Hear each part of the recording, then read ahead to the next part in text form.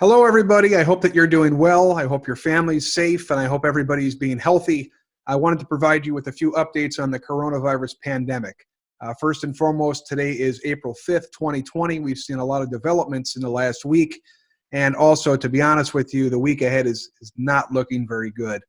It is very likely that we're going to see over 2,000 deaths a day in this country, and that's probably going to last for several days. So please begin to mentally prepare yourself for seeing those numbers. Practice good mental health techniques. Limit your exposure to television. Try to get outside and take a walk if you can do so safely. Have some hobbies, have some things that you can use to distract yourself, because for many parts of the country, the next week or two are going to be really, really difficult times. So a couple updates that are noteworthy over the past week here. We're seeing more and more places close childcare programs. The state of Rhode Island closed all of their childcare programs earlier this week. And we also saw the state of New York issue a directive that all childcare programs need to close next week.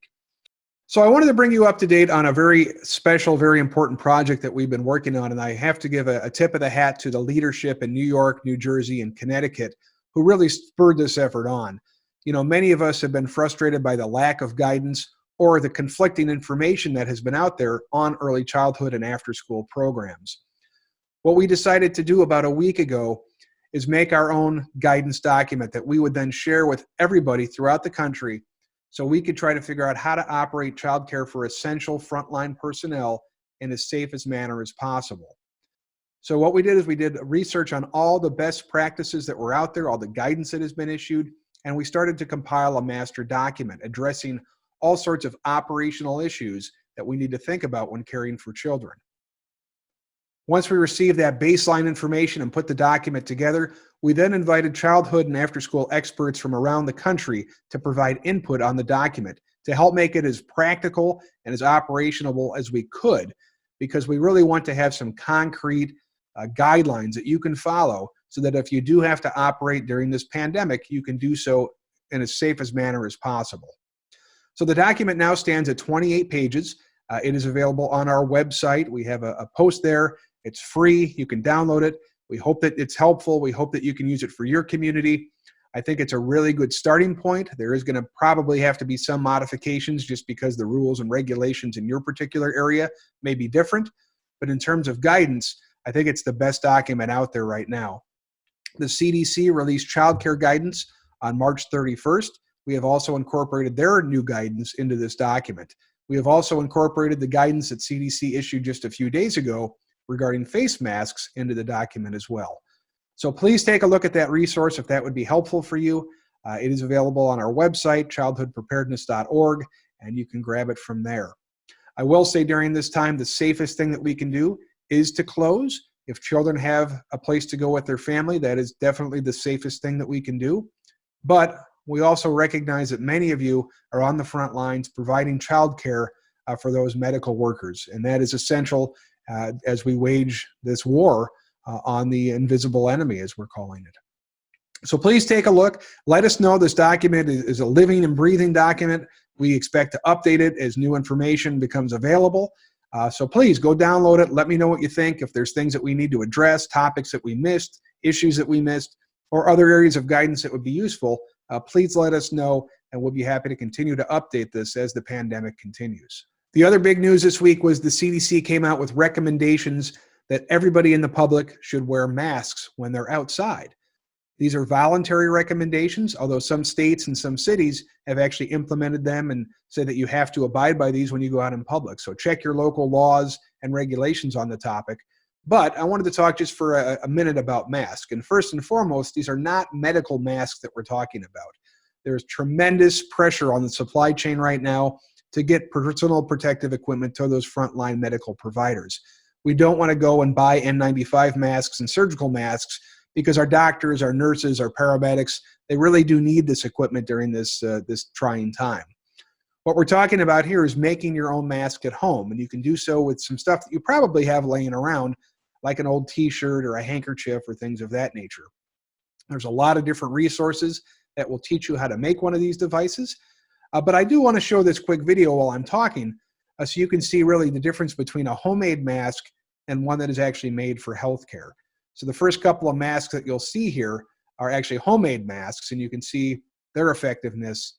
And then later in the video here, we'll see the professional masks that are used by healthcare workers. The big thing about the masks is that we do not want to create a false sense of security. There's a couple big things here that we need to keep in mind. First off, the masks are really to protect others from you. So the more research that we've done on the coronavirus, the more they're starting to recognize that this can be spread by everyday things like breathing and talking. That's how it can become aerosolized. So it's not necessarily a cough or a sneeze. Just by talking to somebody, you're expelling particles. And they're finding that these particles may be leading to the transmission. The other big thing that came out this week is that we're seeing really an increase in the evidence that folks without any signs or symptoms probably do have coronavirus and probably are able to spread it to others. So that's why you see this guidance coming out as well. So don't think that just because you have a mask on, you're going to be a superhero and not get the coronavirus. Again, the main purpose of the mask is to prevent you from spreading the virus. So it keeps the particles that would come out of your mouth normally a little bit closer to you, and it slows down their spread, as you can see from the video here. Maintaining social distancing is still very, very important. Let's keep 6 feet away. Before you put on a mask, make sure you wash your hands. When you have the mask on, limit the amount of times that you're going to be touching your face. We know that this virus can spread through touching of the mouth, of the eyes, of the nose, and that's how the virus can enter our body. So it's very important if you do have a mask on that you're not constantly fiddling with it or touching it or playing with it, because that's going to increase the chances of the virus getting in and getting you sick. Also, I want to note CDC said that the masks are not recommended for anybody that's age 2 or below. So for those of you caring for infants, we're not putting masks on 2-month-olds or anything like that. So age 2 and below, no masks are recommended. In the same vein, somebody that is not able to take a mask on and off on their own, a mask is not recommended for them as well. Many of you know I was in Puerto Rico when this pandemic began and was under the lockdown orders that were issued by the governor. Since that time, the virus has escalated, and Puerto Rico is taking some additional measures to help prevent the spread of the coronavirus. Sadly, there's 5 police departments right now on the island that have closed their doors because the officers are all in quarantine. For more on Puerto Rico, let's go to Luis, who's in Puerto Rico, and he can give us an update. And we're live here from Puerto Rico, Isabela. My name is Luis, and I'm reporting from the streets here. I'm now reporting the news. The Department of Health in Puerto Rico has reported 452 cases of COVID-19, in which sadly 18 people have died by today. Keep in mind that there's 1,000 tests that haven't been confirmed yet, and that's gonna bring up those numbers pretty far up if we keep up having the same rates that been having till now.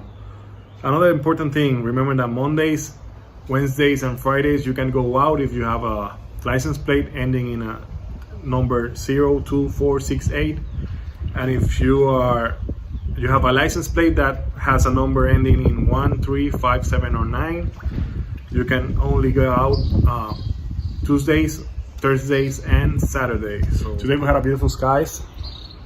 You can see what it's like to be in Puerto Rico. Diego's enjoying the pool, and I'm trying to do some barbecuing in my old barbecue grill. So I expect you guys to have fun inside, look out for things to do. So as you can see, I'm cooking, keeping the kids busy, and having fun. Thank you so much, Luis, for that report. I hope you save me a steak for the next time I get to see you. Let's go across the Caribbean now to the U.S. Virgin Islands and check in on Nikki Fernandez. Hi everyone, it's Nikki Fernandez from the Virgin Islands. I'm here quarantining with my friend Blaze. Say hi, bud. We're here on the beach. We've been hanging out, hiking, kayaking, drinking a lot of tea with lemon and ginger.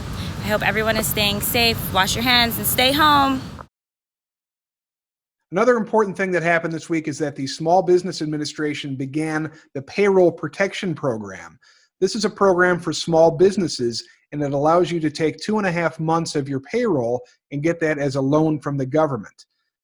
If you spend this money on payroll, then this loan is forgiven. So the way the program works is you have to go to one of the established banks that are out there and apply for the loan from them, and then they will give you the money. So this kind of rolled out on Friday. It had a few kinks when it rolled out, quite honestly. Banks that have existing relationships with customers are serving them first, and then the program will be opened up to the general public. But if you are a small business and you have a relationship with a bank, I would check with your local bank to see what kind of availability they have for this program. Also, for folks that are independent contractors or 1099 employees, this program will also be available, and that will start on April 10th, so coming up this week. One of the things that's been so amazing to see is how everybody's come together in this time to help provide families and children with some tools and resources, realizing that everybody's cooped up together, and it's really unprecedented times. I'd really like to give a shout out this week to the Puerto Rico Science, Technology, and Research Trust. They have a whole host of resources on their website in English and in Spanish that I really think are fantastic. One of my favorite happens to be this coloring book called Achoo, like somebody sneezing, and that's available in English and Spanish. But it's a really great activity book that parents can use to help teach their kids about coronavirus, help talk about what coronavirus is, and have some real fun doing it. So big shout out to the Puerto Rico Science, Technology, and Research Trust for all the great work that they do. A few final thoughts here as we end the video today on Sunday, April 5th. We are constantly updating our resources over at childhoodpreparedness.org. We now have Spanish and English versions of our coronavirus website. We also have the full online course, What Early Childhood Professionals Need to Know About Coronavirus. That is available on demand, 24 hours a day. That's available in English and in Spanish. And it has a whole host of information about ways you can protect your program, what the coronavirus is, basically every single thing that you need to know about this deadly, deadly pandemic. We're also planning to launch a whole bunch of new courses online. We have some in the pipeline on mental health. We have some on cleaning and disinfecting and sanitizing. We also have some on domestic violence in the pipeline. We also have our active shooter preparedness series that is online available now as well. So if you haven't went over and checked out our online offerings, I would encourage you to do so. If there's courses that you would like to see or content that you would like us to cover, please let us know about that as well. So as we prepare to sign off here, let's check in with Mr. Henry and see what he's up to.